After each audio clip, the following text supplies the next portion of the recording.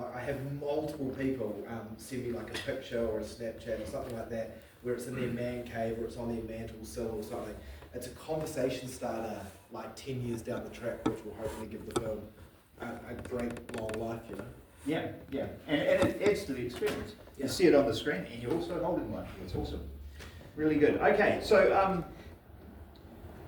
what is the most expensive part of the film? Was it the music rights or? Yeah, for us it was the music rights, yeah.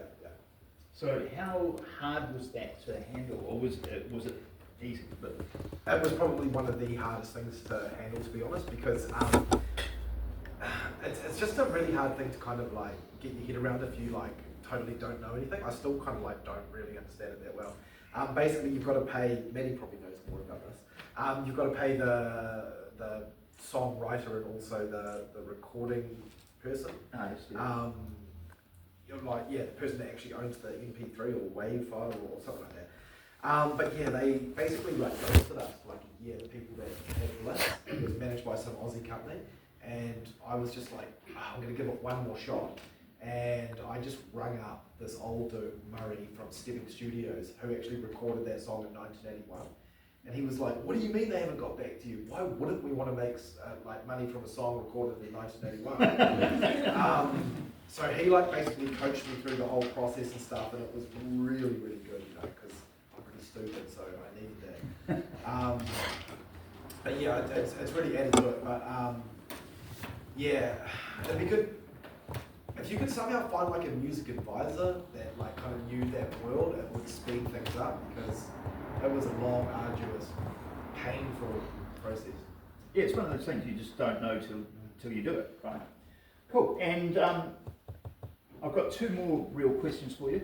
First of all, do you think there's a break-even in sight? Because most films, as most of us know, will never reach that break-even at our level. I'm sure Marvel does fine. Our level, most films don't reach break-even. Do you have a break-even in sight? Yeah, I do have a goal, and I want to hit it. We're not too far away. Oh, nice. Yeah, we'll just keep ploughing until the wheels fall off. And what's the key to hitting that? Is it a distribution deal that's going to make that difference, or what's going to? Yeah, so we've self-distributed, and we're definitely on the decline now. We had our kind of like 3 months in Cambridge where we had like about 2,000 people come and watch it, which equates to about 10% of the population. So I think everybody in Cambridge that possibly gives a shit has seen it.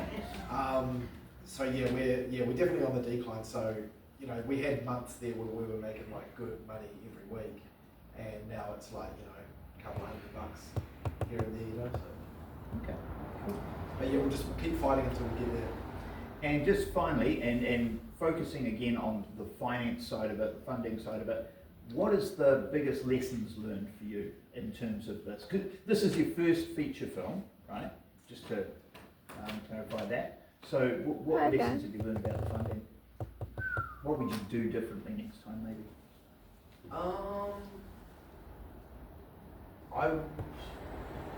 I always thought this film has a lot of swearing and crude sexual jokes, and it's not very PC, you know.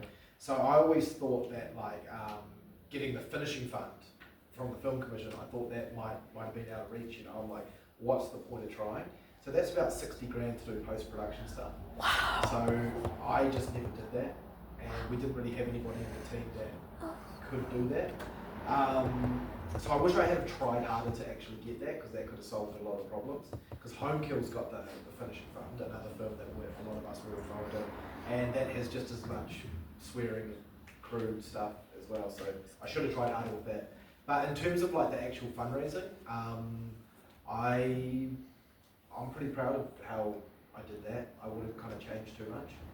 Because you did a good part of it with crowdfunding. You would go down the crowdfunding route again? Or it would be anything you'd change?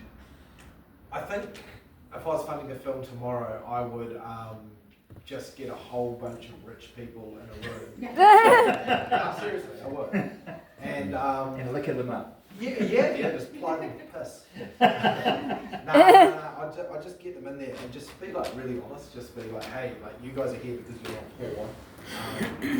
want to present to you, and do it that way, you know. And yeah, like if it works, it works. If it doesn't, it doesn't. You know, like Nothing ventured, nothing gained. But yeah, the whole like crowdfunding process, that was hard work. So like we raised like 10 grand on Give a Little, and that was like a full-time job. So that was over about like a 4-month period. So it's not actually that much money for like a literal full-time job. So I think I've said this to a few of you a couple of times, like people will always ghost you kind of thing. So like I did this thing where I sent out, like, I've got like 2,000 Facebook friends. I sent out this big 600-word blurb about what we're going to do, da-da-da-da. Nobody responded. They're just like, this is spam. This guy. So then I went back to the drawing board really, really quickly, and I was like, okay, I need to like approach this to a personal thing. So I talked to Liam, for example, differently than I talked to Kelly, you know. So we're like, hey Liam, fuck Tane's hottest dude, want to give me $10? So you've got to kind of like, you know, relate it like that, and then that kind of worked, you know. But you always have people like ghosting you or whatever. So somebody would say, oh, I don't get paid till like 2 weeks or something from now, but I'll hit me up then. So I had like a little calendar where I'd be like,